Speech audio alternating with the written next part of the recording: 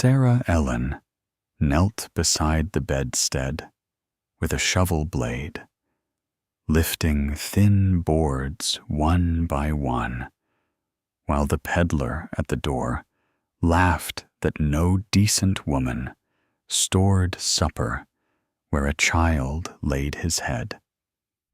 She paid him no mind.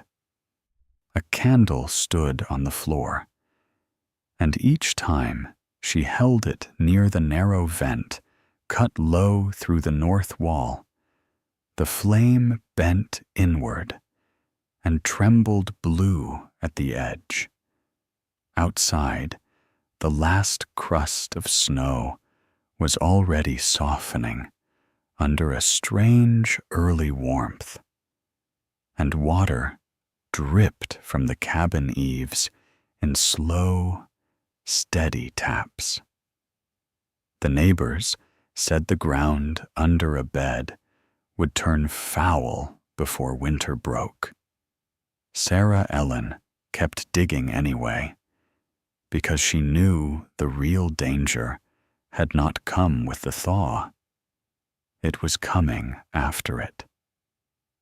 By the time the yard turned fully gray with morning, the boards were back in place, and the earth on Sarah Ellen's apron had dried into pale streaks. Sarah Ellen Pike was 62, spare in build and plain in manner, with the kind of patience that looked like slowness only to people who had never watched her work. Caleb was 8, all elbows and quiet eyes, and he had been in her keeping since his mother was buried 2 summers earlier, and his father failed to come back from a freight run before the corn was tasseled. Nothing in the cabin was spoken of as certain except winter, and winter had already taken enough from the place. The harvest had been weak. Corn was low in the bin, onions ran small, and the best turnips had taken most of the cellar because they would not keep anywhere warmer, and the little root shed behind the cabin had gone damp from a leaning roof and a split along the north plank. Potatoes stored there had begun to tell the truth of it. Some were soft at one end. Some had sent pale eyes out into the dark. A few could still be cut and used, but every one lost too early meant less food in the hungry stretch before spring. So Sarah Ellen had chosen the space under the bedstead. The ground there stayed cooler than the room, and did not swing so wildly with the stove heat. Better still, the north wall looked toward a low, frozen ditch and a strip of shade that held cold longer than the open yard. She had noticed that frost stayed there after the south side had gone black with thaw. Years of winter mornings had taught her where milk turned first, where apples softened, and where a pail of pump water filmed with ice before dawn. Those things had taught her more than talk ever did. She dug the trench narrow and long, lined it with boards from an old wagon crate, and spread dry straw below so the potatoes would not touch the wood.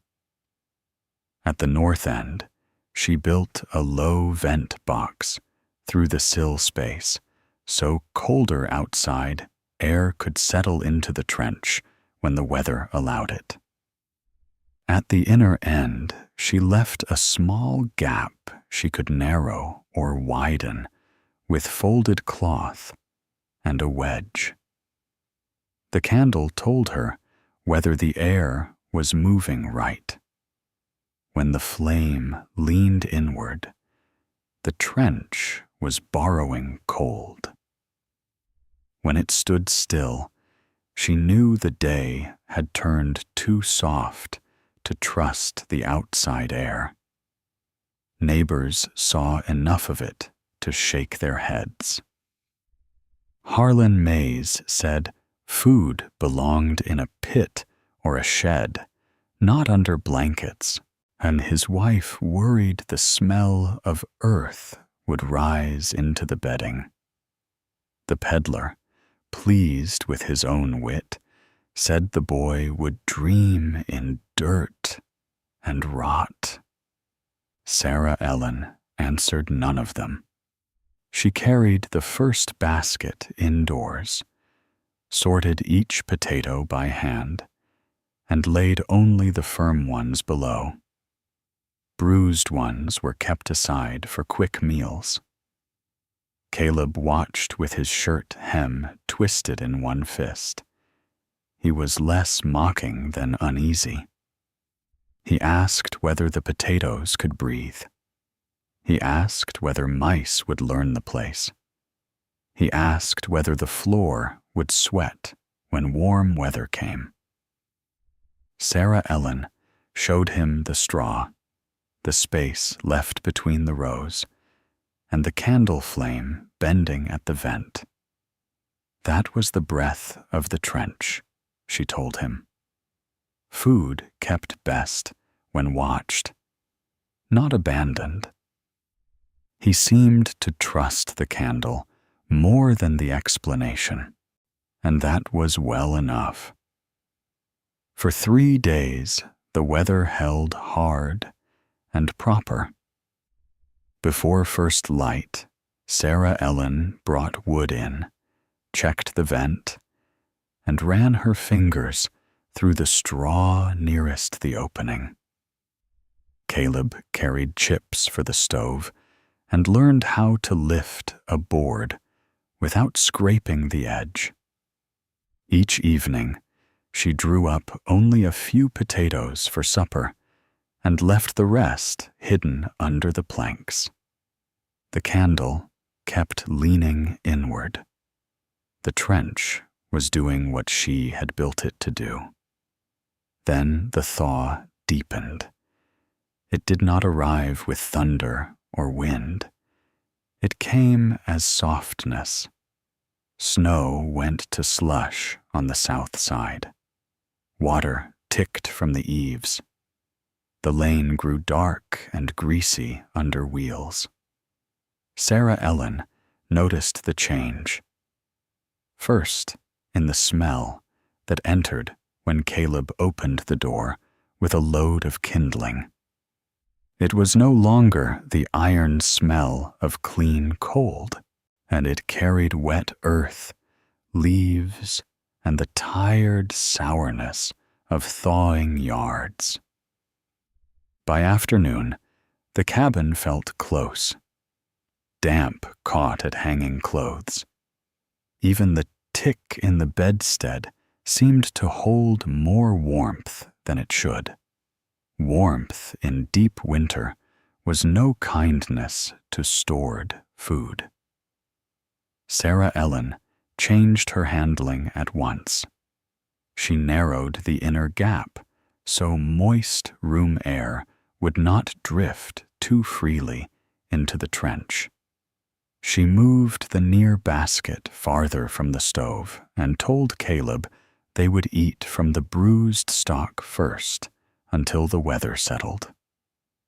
Toward dusk, she lifted the board nearest the vent and held the candle low. The flame barely stirred. The trench could borrow no cold because outside there was almost none to borrow. Caleb watched her face more than the candle. That was how she knew he understood enough to worry. At the settlement took the thaw as a small holiday. Men spoke of easier chopping women aired quilts. Harlan called from his fence that perhaps Sarah Ellen would have to dig her supper back out and store it like other Christians. Mrs. Mays, kinder by nature, sent over a bowl of lard and said she might spare a corner of her cellar shelf if the trench turned damp. Sarah Ellen thanked her and said she hoped not to need it. By evening, the drip from the roof had grown steady. Sarah Ellen went outside with a hoe and cut a shallow runnel along the north wall so meltwater would turn away from the sill instead of soaking in beside the vent box. Caleb held the lantern in the doorway while she scraped mud aside, laid bark and chips where the water wanted to settle, and packed the little channel firm with her heel. It was homely work, but homely work often decided whether larger trouble got through a wall. After midnight, she rose again, wrapped in a shawl, and tested the trench. The candle stood nearly straight. She lifted only the board end nearest the vent. The straw was dry. No sweet smell had risen. Yet one potato near the top had begun to swell at the eye. Warmth was speaking to them already. Morning came under low cloud and soft ground. Caleb asked whether spring had come early at last. Sarah Ellen said spring did not waste itself pretending. This was only winter, loosening its grip to get a better hold again. She sorted the remaining potatoes all over once more. Soft ones were cut for immediate use. Those beginning to eye were placed in the near basket.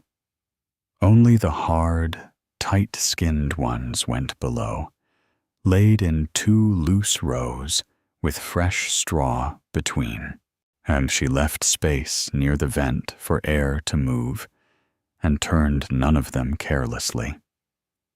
A potato bruised in storage could die a week before anyone knew it. By the second warm day, doubt became talk across the settlement. At the well, 2 women said Sarah Ellen had invited mildew into her bed. Near the lane, Harlan told a teamster she had built a potato grave under the boy. Caleb heard enough of it to ask whether people laughed because the trench was foolish, or because poor households were expected to keep their food where everyone could count it.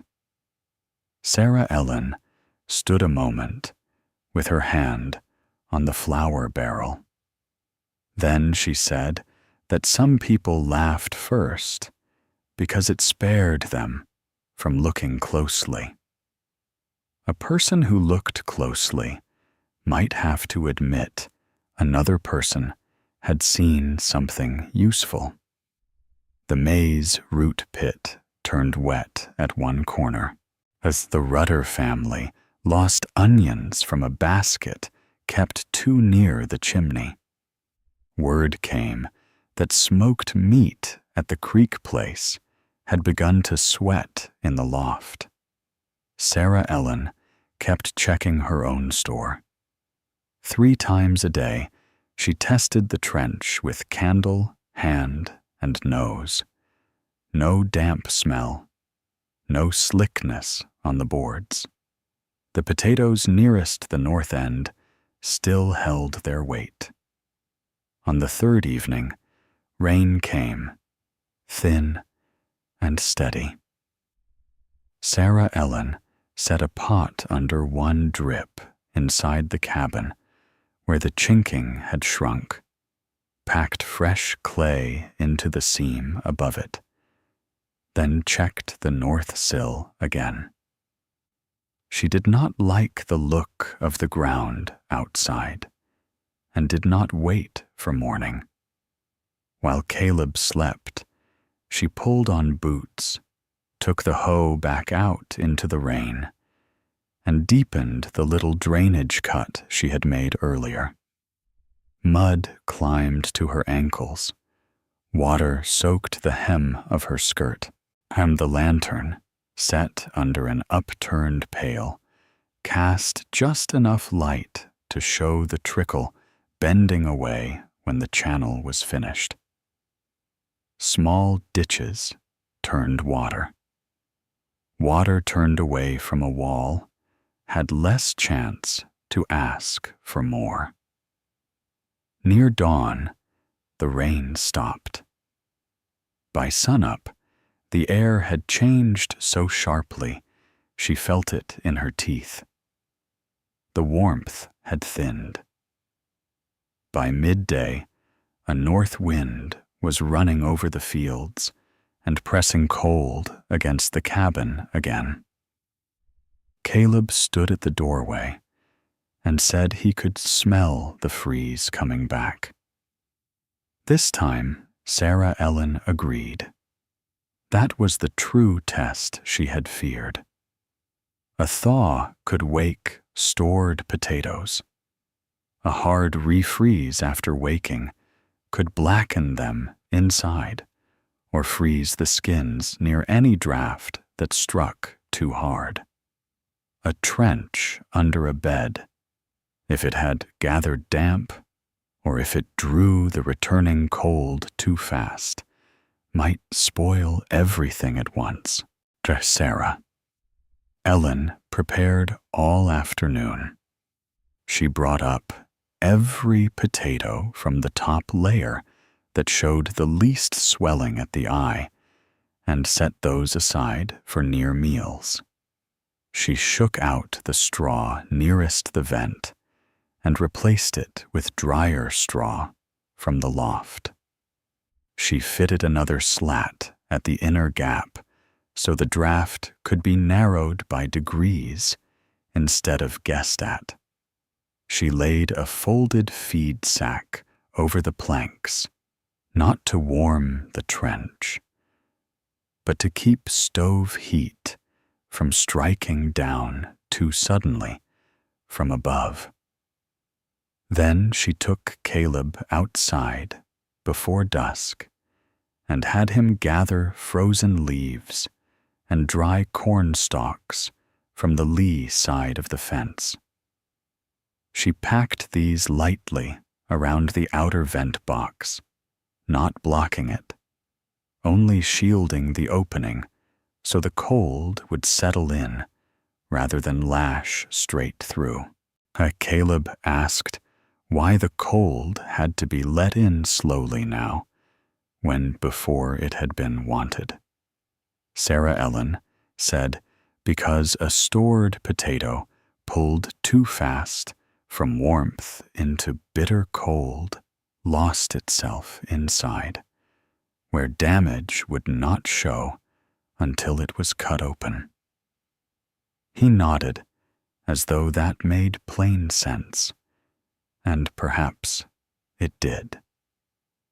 By sundown, the sky had cleared to a hard, pale yellow. Puddles skinned over. Smoke from chimneys rose a little and then bent northward. Harlan passed with an armload of oak and called out that winter had returned to punish foolish experiments. Sarah Ellen was on one knee by the bedstead with the candle. The flame bent inward cleanly, not wild, not still, just enough. She answered only that winter punished whatever it found ready to spoil. That night, she kept the stove lower than Caleb liked, as he drew the quilts closer, but did not complain. She tucked another blanket around his legs and banked the fire modestly. Heat enough to keep bodies safe was one thing. Heat enough to wake food into waste was another. The cold sharpened through the night. The cabin timbers clicked.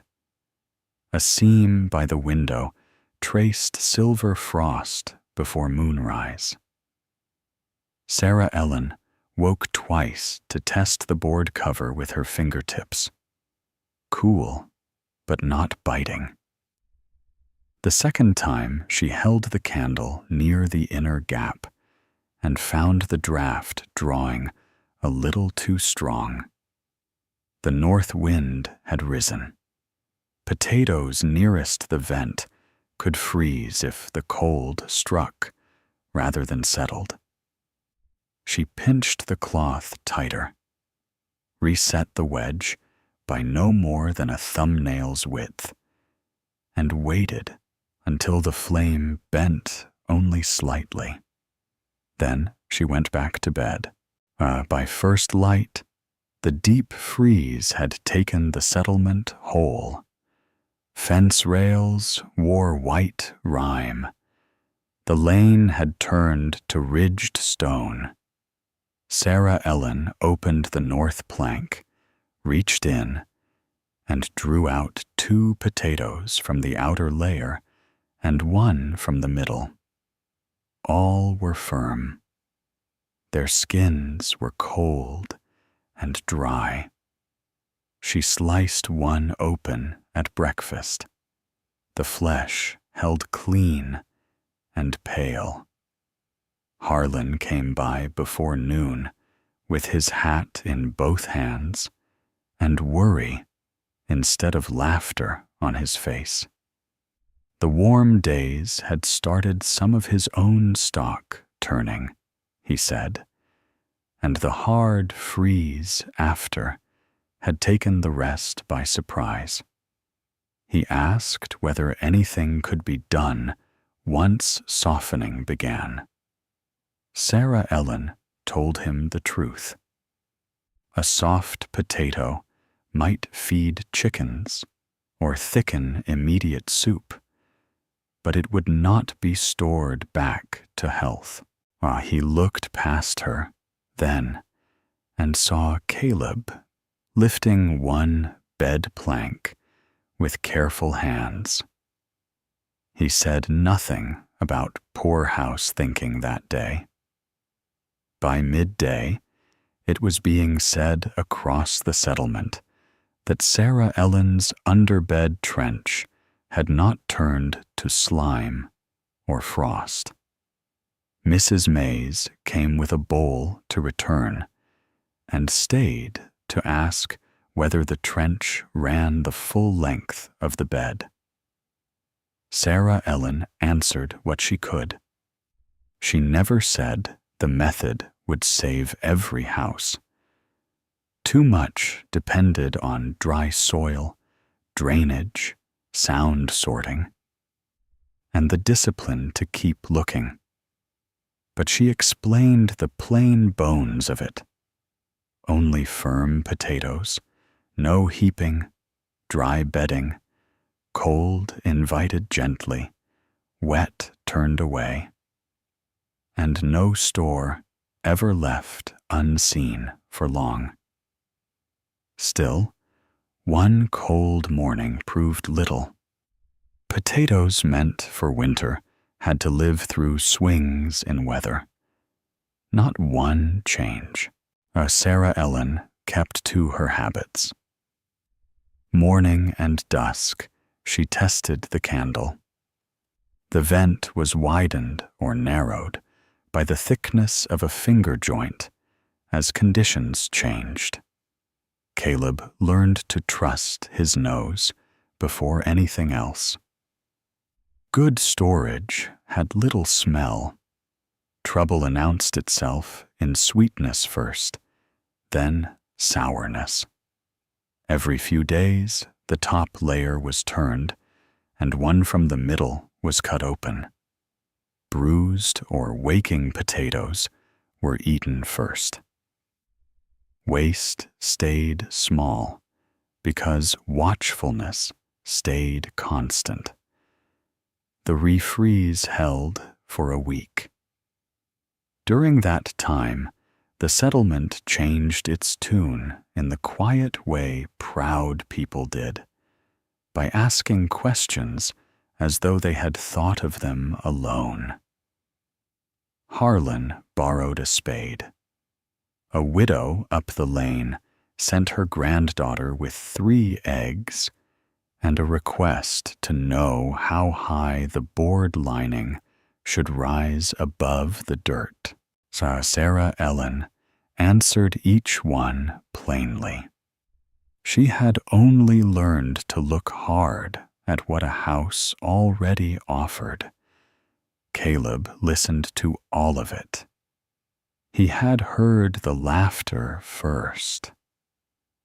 Now he heard care in the same voices.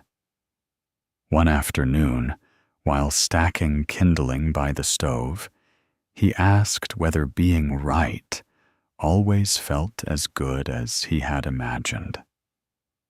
Sarah Ellen, paring a bad spot from a potato meant for supper, said it often felt more like still having enough than like triumph.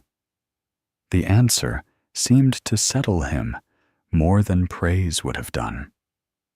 Another brief, mild spell passed before month's end, though not so warm as the first. This time, Sarah Ellen was ready at once. The inner gap stayed open only at night, when outside air dipped lower. By day, it was pinched nearly shut. She checked the drain after each soft noon and broke any rim of ice that might hold melt near the wall. She shifted the straw before damp could gather. It was the same attention repeated before. Trouble grew teeth. The cabin's other wants went on beside it. Firewood had to be stretched. Caleb's boot seam opened and was stitched closed with waxed thread. Cornmeal was thinned with grated turnip on one supper and with onion broth on the next. A roof seam had to be packed again. Salt came dear that winter. The trench did not solve everything. It merely kept one important food from being lost faster than it had to be, and that difference drew a clear line between hardship endured and hardship that swallowed a house. Caleb felt that truth more than he could have spoken it. There were mornings when hunger made him quiet. There were suppers when the kettle looked too shallow. Yet potatoes kept appearing in measured number, sound and useful, not black inside, not shriveled to skins. They thickened bean stew, browned in a little grease, or roasted in embers when work had been hard. Every sound one lifted from beneath the bed was a little more winter crossed. Mice came, as mice always did when weather sharpened.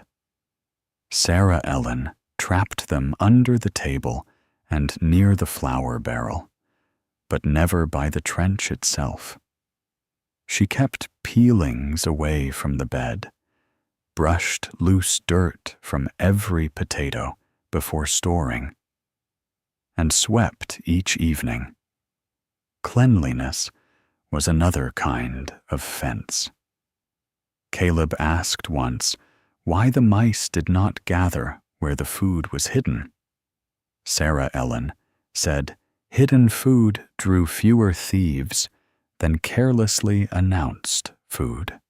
As the season deepened, at the underbed trench stopped being a joke and became, among the neighbors, Sarah Ellen's cold place. Methods mattered less than whether a household reached planting time with strength enough to begin again. Still, the change reached Caleb. When a boy older than he was snickered near the lane that he slept over a potato hole, Caleb answered that he slept over supper that had not spoiled. The older boy had nothing ready to say. February brought the hardest cold yet. On the first such night, Sarah Ellen feared not warmth, but over-cold in the trench. The north draft could sink too low if the wind held hard enough.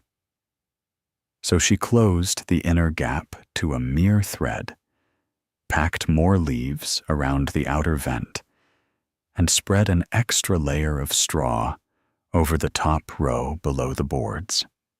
Not thick enough to stop cooling, only enough to soften the bite. And after midnight, she checked twice. The air below stayed cold, dry, and still. Even so, the next morning, one potato near the vent showed a patch of skin gone glassy. Sarah Ellen pressed a thumb to it, judged it not yet lost, but too close to leave there, and sent it straight to the kettle. Then she moved the row behind it a hand's breadth inward and narrowed the opening again. Caleb asked whether that meant the trench had failed at last. Sarah Ellen said no. It meant the trench had spoken clearly, and they had listened in time.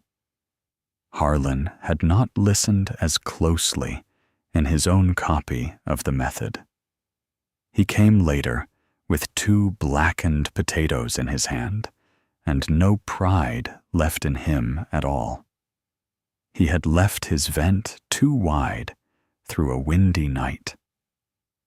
Sarah Ellen examined the damage and told him he had let the cold strike rather than settle.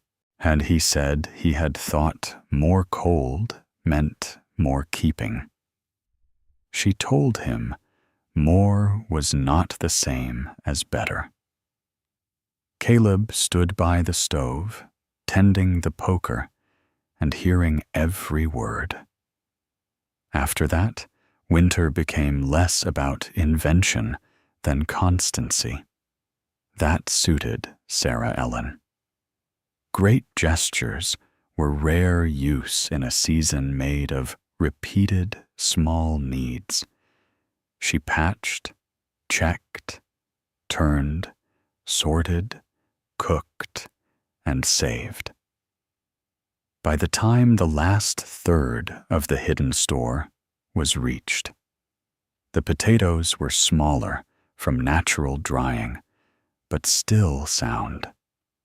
Losses had come, but nothing like the heap of ruin others had predicted. Near the end of the coldest stretch, Caleb took a chest cough and lay by the stove for 3 days, hot-faced and tired. Sarah Ellen kept him near the fire, brewed pine needle steam, rubbed his back through the shirt when the coughing seized him, and fed him thin broth thickened with mashed potato and onion. Those potatoes from beneath the bed sat easier on him than beans would have done. While he slept, Sarah Ellen lifted the planks alone and looked over the rows beneath the straw. She thought then not of cleverness, only of how narrow the winter had been, and how much narrower it would have become if half their food had spoiled in that first warm spell. He recovered slowly. One afternoon, while she sorted the last good onions, he asked whether his mother had known that his grandmother could make cold move under a bed. Sarah Ellen paused, then said his mother had known she watched houses closely and did not like seeing food lost for reasons that could be mended. That was enough for him. Later, he helped lift the boards with unusual care, as though memory itself might be lying somewhere among the straw. By March, the snow no longer held where the sun touched it. Water ran under old ice with a muffled sound.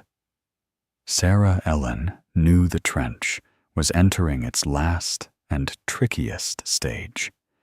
A place safely cold in January could grow damp and uncertain in March. So she reduced the hidden quantity, bringing up more for daily use and never allowing the trench to stay crowded now that the temperature swung wider from day to night.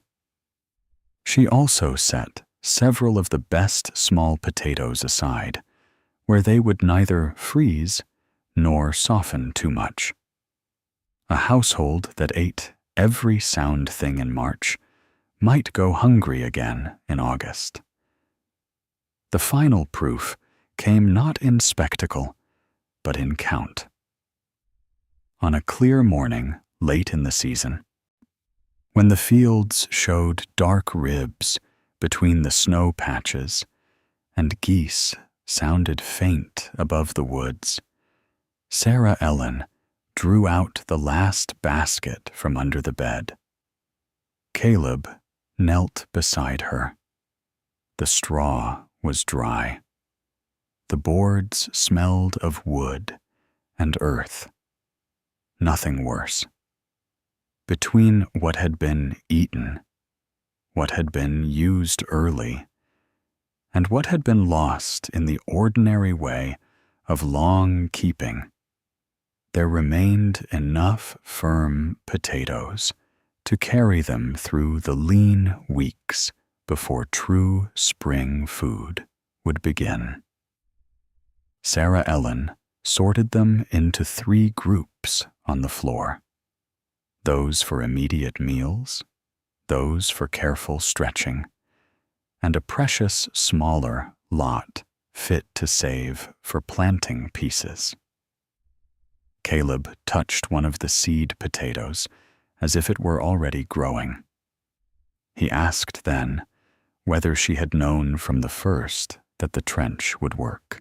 To Sarah, Ellen sat back on her heels and looked at the open floor, the candle stub on the sill, the vent box in the north wall, the little adjustments made and remade through weeks of thaw and freeze. Then she told him what was truest. She had known only that the ground there stayed cooler than the room, that north air could be borrowed, that wet had to be turned away, and that no weak harvest forgave laziness. The rest had come from watching each day and changing what needed changing before trouble grew large. That afternoon, Mrs. Mays came for yeast and went home with a few seed potatoes Sarah Ellen could spare. Harlan stopped at the gate and, without one joke in him, said he meant to rebuild his own trench with better drainage and more patience. Sarah Ellen told him to mind both. The settlement moved on, and carrying lessons from one house to the next. A few households would lose less food in the next warm spell because one woman had looked under her own bed and seen not shame, but shade, steady earth, and a way to hold on. That night, after supper of potato cakes, browned in a little grease, Caleb crawled into the bedstead and patted the boards below, as if thanking them. Sarah Ellen banked the stove and listened to the cabin settle. The place under the bed was nearly empty now. Spring would bring other work soon enough, fence mending, seed cutting, furrow watching, hoping on purpose instead of merely enduring. Yet the worst stretch of winter had been crossed because she had trusted quiet signs more than loud opinions. Outside, the wind moved softly through the bare trees on the north side. Beneath the bed, the remaining potatoes rested cool and sound in their straw. Above them, Caleb's breathing lengthened into sleep. Sarah Ellen lay back against the thin pillow and closed her eyes, knowing the hidden store had done what she had asked of it. It had not spared them hardship. It had done the better thing. It had kept hardship from turning into waste. If this frontier story held you, please stay for the next one.